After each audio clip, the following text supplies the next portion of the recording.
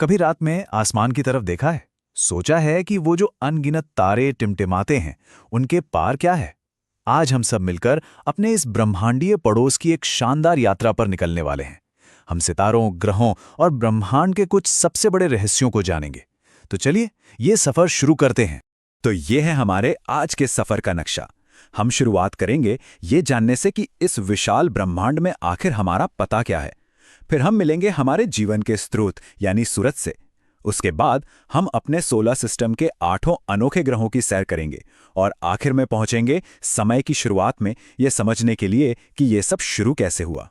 इससे पहले कि हम अपनी खोज शुरू करें, जरा इस एक सवाल पर सोचते हैं, ब्रह्मांड में हमारा पता क्या है। देखिए, ये सिर्फ एक ज्योग्राफिक सवाल नहीं है, ये हमारी अपनी पहचान से जुड़ा है। यही वो जिज्ञासा है जिसने हजारों सालों से हम इंसानों को आसमान की ओर देखने और खगोल विज्ञान जैसे साइंस को जन्म देने के लिए मजबूर किया है। और हमारे इसी बड़े सवाल का जवाब ढूंढने का जो विज्ञान है, उसे हम कहते हैं खगोल विज्ञान या एस्ट्रोनॉमी। ये सिर्फ दूरबीन से तारों को देखना भर नहीं है, बल्कि ये तो फिजिक्स, केमिस्ट्री और मैथ्स का इस्तेमाल करके ब्रह्मांड के रहस्यों को सुलझाने की एक पूरी खोज है। तो चलिए, अपनी यात्रा के पहले और सबसे जरूरी पड़ाव पर चलते हैं। हम उस विशाल तारे से मिलेंगे जो हमारे सौर मंडल का दिल है, जिसके बिना न जीवन होता, न दिन होता और न ही कोई ग्रह। हमारा अपना सूरज। जरा सोचिए, हमारे सोलर सिस्टम में जितनी भी चीजें हैं, सारे ग्रह, चांद, एस्टेरॉइड, सब कुछ, उन सब का वजन मिला भी लें तो उसका 99.8% हिस्सा सिर्फ और सिर्फ सूरज में है।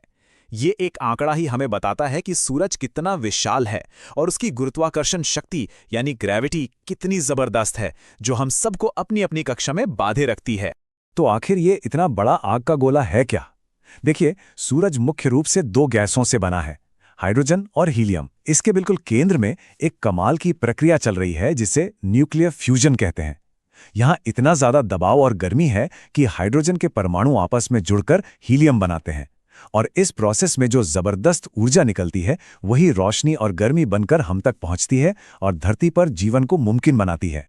अच्छा, तो हमने अपने मेजबान तारे से तो मुलाकात कर ली। अब बारी है ग्रहों के उस अनोखे परिवार से मिलने की जो हमारे सौरमंडल को अपना घर कहते हैं। अपने सोलर सिस्टम को ना एक बड़े शहर की तरह समझिए। बीच में सूरज के पास चट्टानी और छोटे इनर सिटी वाले ग्रह हैं, और फिर शहर से दूर बड़े बड़े गैस से भरे हुए बाहरी ग्रह हैं। ये एक आसान सा बंटवारा हमें ग्रहों के 2 बिल्कुल अलग अलग परिवारों को समझने में मदद करता है।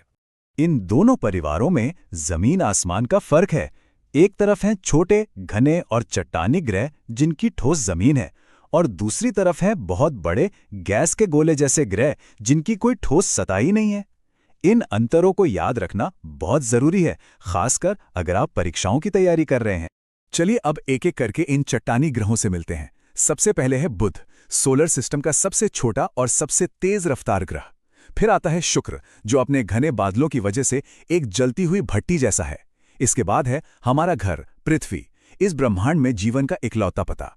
और आखिर में है मंगल, हमारा लाल पड़ोसी, जो हमेशा से वैज्ञानिकों के लिए एक पहेली बना हुआ है। और अब बारी है बाहरी सौर मंडल के दिग्गजों की।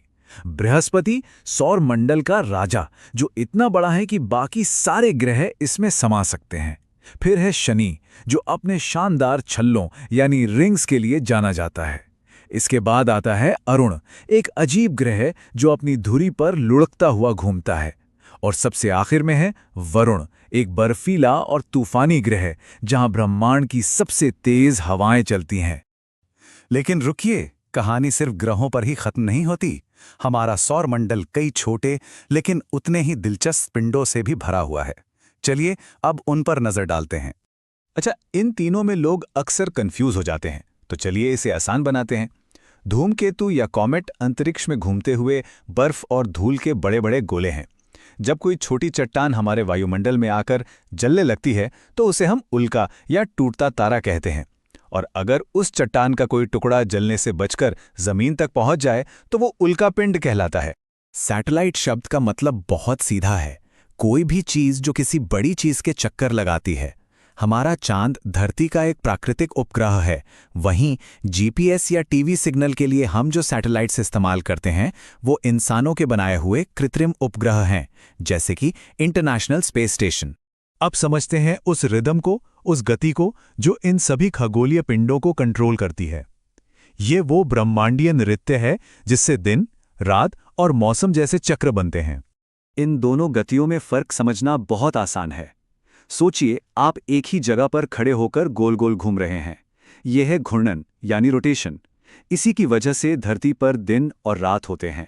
अब सोचिए कि आप किसी कुर्सी के चारों ओर चक्कर लगा रहे हैं। यह है परिक्रमण यानी रेवोल्यूशन। इसी की वजह से धरती पर साल और मौसम बदलते हैं। तो हमने अपने सौर मंडल की तो सैर कर ली, लेकिन ये तो इस विशाल ब्रह्मांड का बस एक छोटा सा कोना है। अब वक्त है थोड़ा और पीछे जाने का और उस सबसे बड़े सवाल का सामना करने का। ये सब कुछ, ये पूरा का पूरा ब्रह्मांड आखिर शुरू कैसे हुआ? आज विज्ञान के पास जो सबसे मजबूत कहानी है वो है बिग बैंग थ्योरी। ये थ्योरी हमें बताती है कि करीब 13.8 अरब साल पहले समय और स्थान समेत हर चीज एक सुई की नोक से भी छोटे, बेहद गर्म और घने बिंदु में कैद थी। फिर एक धमाके के साथ इसने फैलना शुरू किया, और कमाल की बात यह है कि ये आज भी फैल रहा है। उस एक पल के बाद ब्रह्मांड की कहानी खुलनी शुरू हुई।